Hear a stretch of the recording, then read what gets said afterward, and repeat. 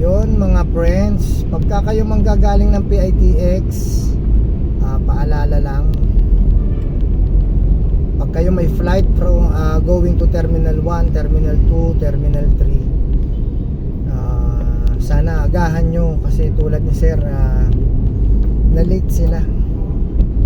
7:30 sila nakarating dyan ng bus, tas 9:30 yung flight nila. So sumakay sila ng bus na akala nila diretso ng Terminal 3, yung pala dadaan pa ng Terminal 1, Terminal 2, magbababa ng pasahero. So agahan nyo no, para hindi kayo madoblehan sa gastos, kasi di ba ang mahal na ng pamasahe sa eroplano ngayon. Yun, paalala lang sa mga nakakapanood at sa lahat ng followers ko, pag tayo nagkita sa airport, libre sa bahay.